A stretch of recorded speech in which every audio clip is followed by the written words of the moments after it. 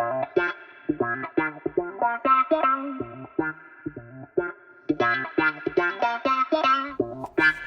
morning, everyone, and welcome back to Beyond Dope. This is episode 4.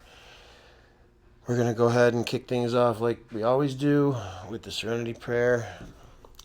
God, grant me the serenity to accept the things I cannot change, the courage to change the things I can, and the wisdom to know the difference. Today's reading. Let's face it, in Narcotics Anonymous, we live in a glass house of sorts. Our fellow members know more about our personal lives than anyone has ever known before. They know who we spend our time with, who we work with, what step we're on, how many children we have, and so forth. And what our fellow members don't know, they will probably imagine. We may be unhappy when others gossip about us, but if we withdraw from the fellowship and isolate ourselves to avoid gossip, we also rob ourselves of the love, friendship, and unparalleled experience with recovery that our fellow members have to offer. A better way to deal with gossip is to simply accept the way things are and the way we are, and live our lives according to principles. The more secure we become with our personal program, the decisions we make, and the guidance we receive from a loving God, the less the opinions of others will concern us. Just for today, I am committed to being involved in the NA fellowship. The opinions of others will not affect my commitment to recovery. Some of the things I wrote about this reading, sometimes we can get consumed with gossip. I mean, it's everywhere, social media, it's in the magazines, celebrity gossip, all kinds of stuff. So, for whatever reason, it plays a big role.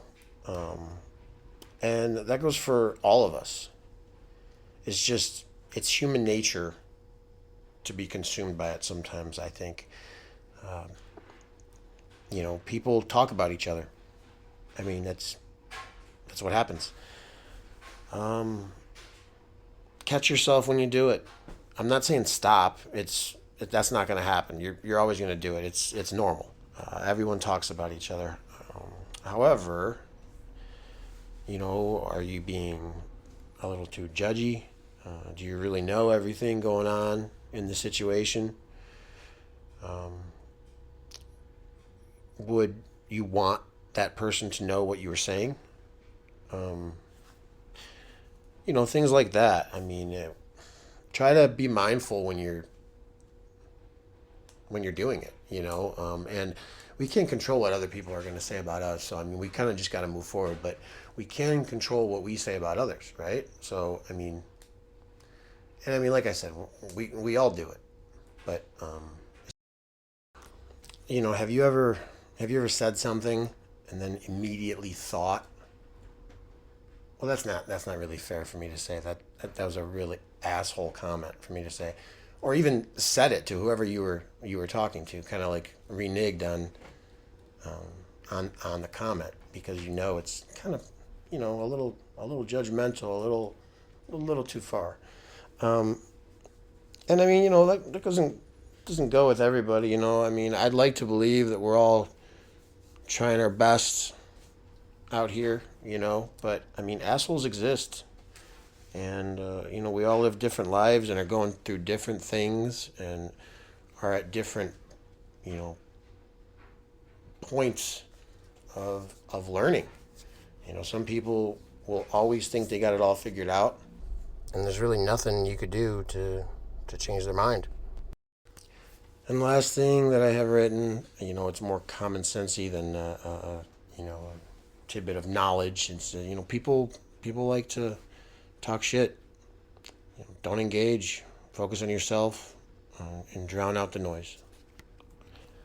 Okay, so this past week I didn't really get any emails with questions. I got some comment ones, which were awesome to read. Please keep them coming, guys. And again, if you have any questions or comments, send us an email, beyonddope podcast@gmail.com. And again, I really appreciate all the love and the support that I'm reading in some of the comments.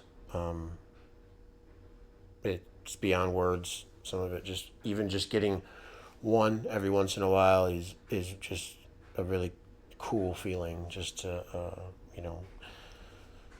talk and write back and forth and get a dialogue going. So thanks, guys, and keep it up. Okay, so we left the story off where I'm at a point in my life where I have my son and my girlfriend, who became my fiance, Amber, and I have a couple people placing bets through me. Two of them are paying in cash. There's some smaller ones too, but there's really three big ones. Two of them paying cash pretty frequently, once every couple weeks, maybe once a month. And the other one pays every week in OxyContin, Valiums, and Percocets. And originally it was like every 2 weeks, but he ended up getting into some kind of other program with pain management where he had to be tested weekly. So they just started giving him his pills every week. So this was a huge turning point in my life because I was already making good money, selling pot and then buying pills and selling them, but this was basically just free money. And that's how it started out. I mean, I would keep a good amount of the Percocets that he gave us because then I don't have to buy them, I'd even keep some of the Valium, but then I'd sell the rest of the Valium, the rest of the Percocets, and all of the OxyContins. I mean, I sold all of the OxyContins for quite a while. And I mean, back then, you could sell them for $55, $60 each. You can get rid of 10 of them like it was nothing for $500. And at the time, I was getting, say, 15 of them, 15 OxyContin 80s every week, 30 Perc 10s, and say 30 Valiums. And that was every single week from the same guy. And that was literally one of, maybe 10 or 15 other crazy little deals that I had going on. But this one was all just 100% profit. I didn't even have to pay anything for these. These were bets that didn't hit, and he gambled like crazy. So he got down a lot, and he stayed down. So it became evident early on that he was just going to owe me money for a very long time. And so that's what we did. Every week I would, go and collect the pills. And so that's kind of how we got in exceptionally deep, because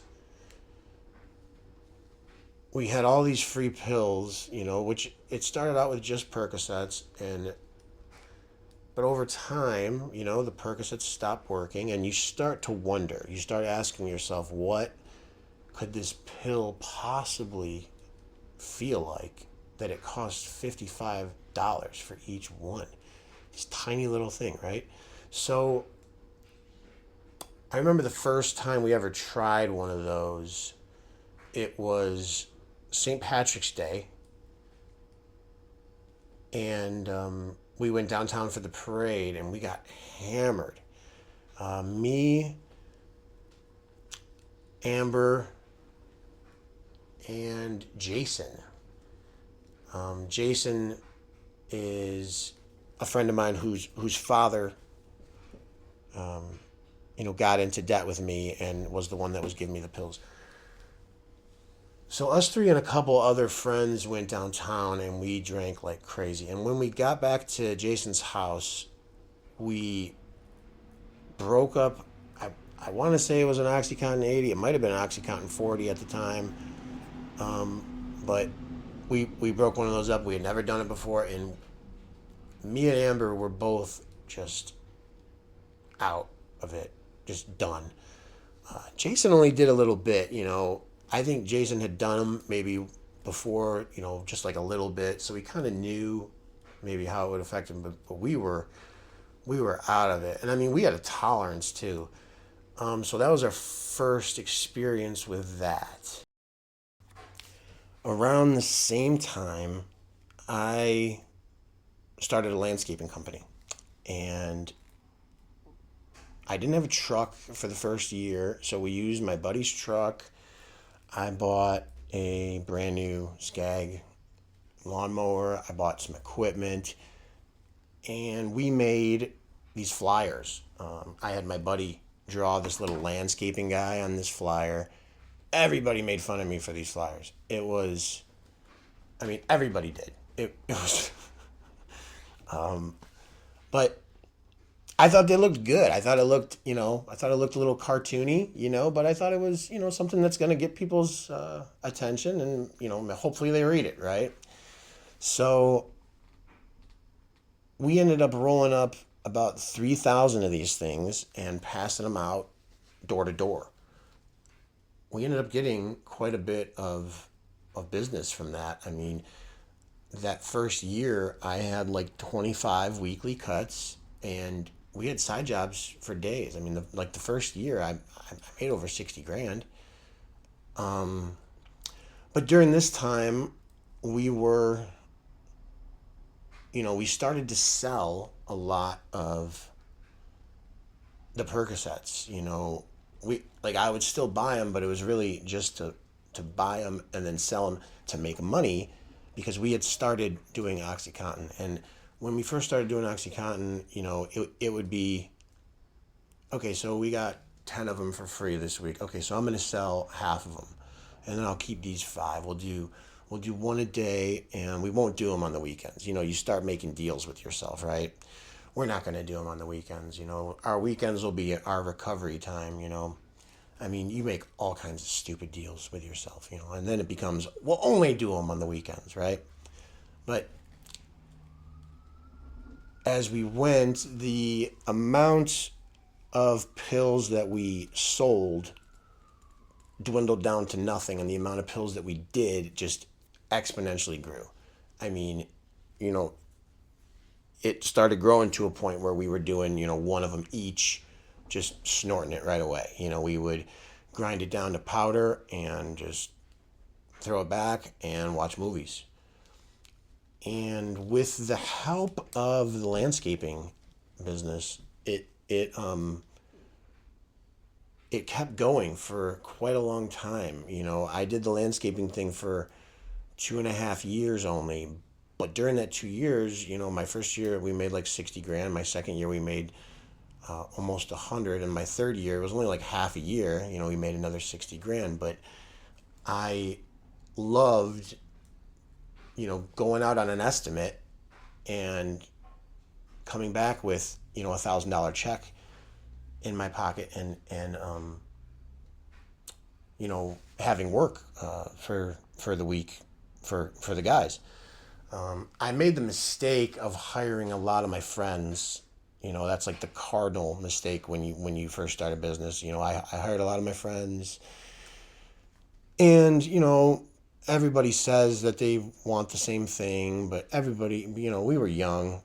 I was young and stupid. They were young and stupid. So everybody was making mistakes. We all talk the talk, but and I mean, I wanted to just keep drumming up business. So I was, there were times when I would just trust my guys to get jobs done, and a lot of the times, if the right people were there, the jobs would get done great. But a lot of the times they wouldn't.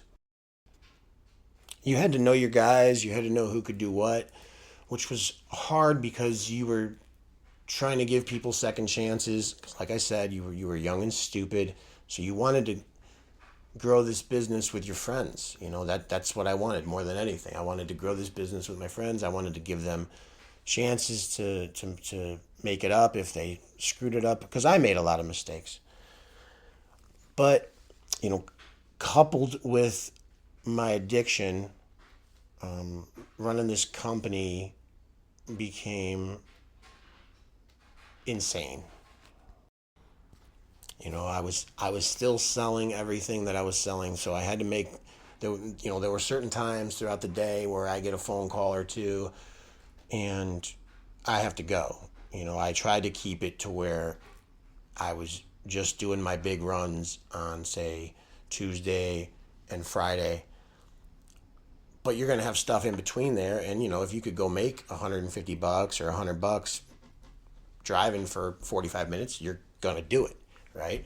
So trying to do all of that on top of the landscaping, on top of being, getting way in over my head with Oxycontin, way too fast. I mean, we went a million miles an hour with that stuff, and Amber got just as bad as I was, and she was about half of my weight. So it always just blew my mind how much drugs this little girl could do. And we had the money and we had the drugs, but we went through them just as much as we, as quick as we could make the money, we went through it. As quick as we got the drugs, we went through them. It was not feasible. Like this was not a tenable situation. You couldn't possibly keep this up. We put a lot of work into trying to grow the landscaping business, but really, because we would go out a lot and pass out flyers, me, Amber, and our son, even in the stroller. Sometimes I would just have guys go pass out flyers for a couple hours, and I'd pay him to do that. I had my brother Evan, who was also in a wheelchair. He had muscular dystrophy.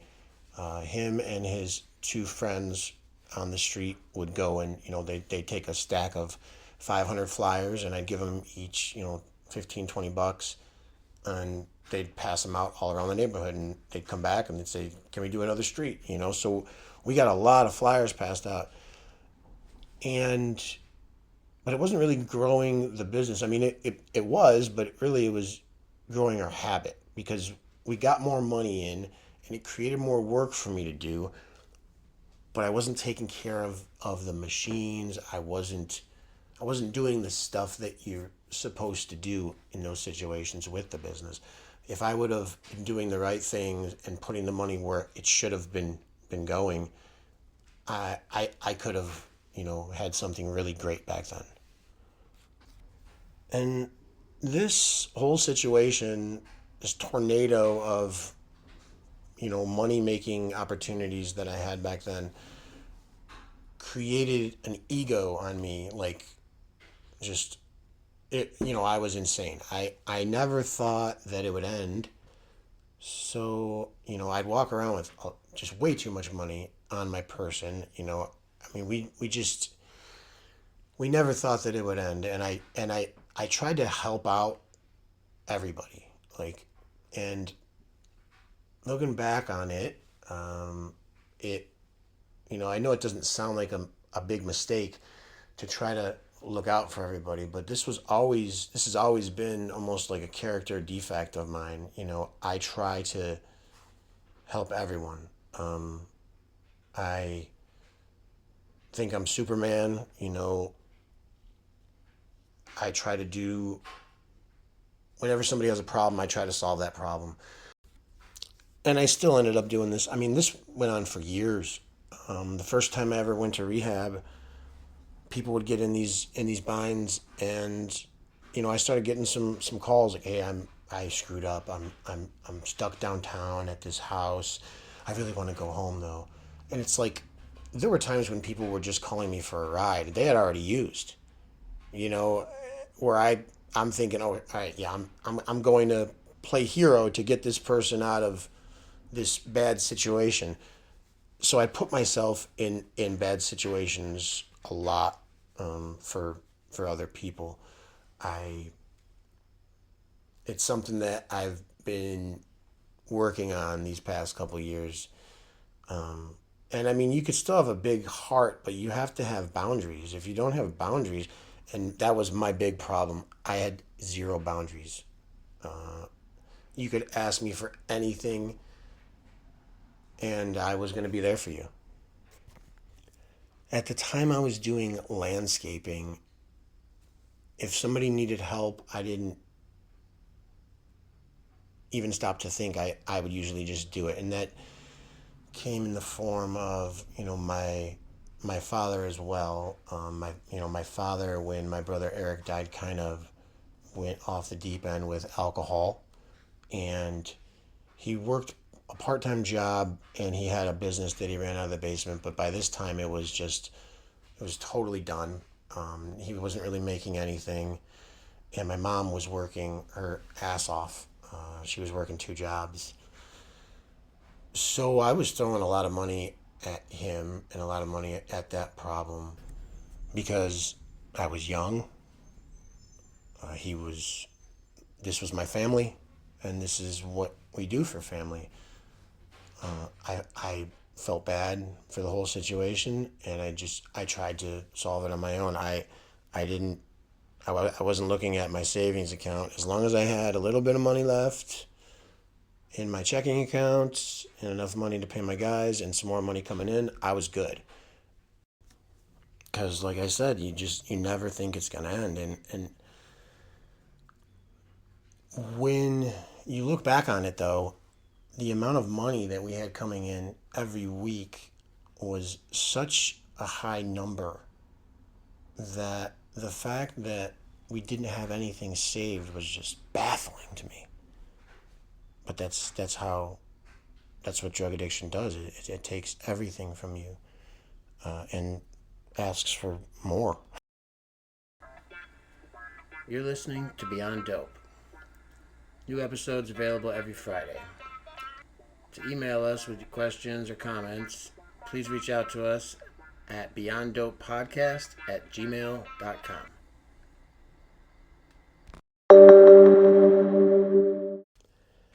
It really speaks to how baffling and cunning addiction can be, because I was so good with money when I was 18, 19 years old. I had a very good savings account. My credit was great. And I had an annuity account that I was putting a pretty decent amount of money into every month. But just within 3 years of going from Percocets to OxyContin, I was living. It's not even. It's paycheck to paycheck. But some of them were huge paychecks or pretty big deals. But as soon as the money would come in, you'd make $2,000, doing something or selling some pot or selling some pills, and then somebody would drop off, $1,700 for gambling, and it's like, all right, cool, I got $3,700. We're gonna be fine for a while, and a week later, you're like, where's the money? And you live at home, by the way. It's insane. It's absolutely insane. It's the definition of insanity. People started seeing me getting sloppy. A lot of people that I sold a lot of weed to, and these were older guys too. So once they kind of saw a change in me, I think that they couldn't trust me anymore. And a lot of those guys faded out to nothing. And I did my best to get them back because it was it was some large money. It was some good customers to have when you're selling pot. And slowly but surely, I lost all of them. I was strung out. I was just, I'm sure I was fucked up all the time. And they could tell they were older guys. You couldn't fool a lot of these guys. And when you're high, you think you can't fool them. You think you think you're fine. You think you look fine, and you think nobody knows. But Jesus, of course they know, right? You're falling asleep behind the wheel, drooling on yourself.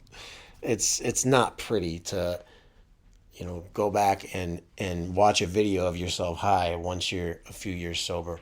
It's disgusting. It's terrible.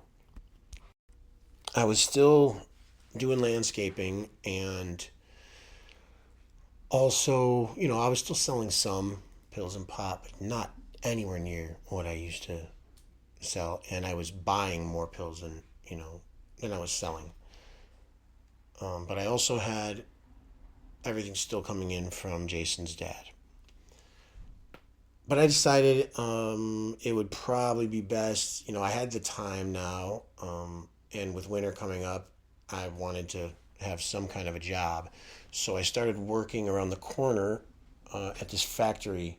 It was like a frozen food factory where you would pick the items that the headset told you to pick and put them on a pallet and wrap it up, and then put it in a row for whatever truck it was getting loaded onto. Amber and I were engaged to be married in February of 2010. This was April of 2009. And my best friend Brad had joined the Army about 2 years prior. It worked out to where he was on leave when my son was born, which was great. It was really awesome to have him there for that. And we scheduled the wedding, and he had, leave coming, so he was going to be there to be my best man. So we had all this scheduled, and one night, it was April 22nd of 2009, my mom came and woke me and Amber up, saying, all she was doing was yelling my name, and she covered her mouth, and I said, "What is wrong? What's going on?" And all she could get out was Brad. And I kind of lost my shit, because I knew what she meant. I knew something happened to him. He was over in Iraq. So I went down the steps and started going down to his parents' house, where his mom and his brother lived. And the whole time Amber was like reassuring me, like, hey, his brother's name was Robbie. She's like, Robbie and his girlfriend were arguing. I'm sure it's just a mix-up. And when we got there, his mom confirmed it. His mom confirmed that he had been killed by an IED in Iraq. KIA, April 22nd, 2009.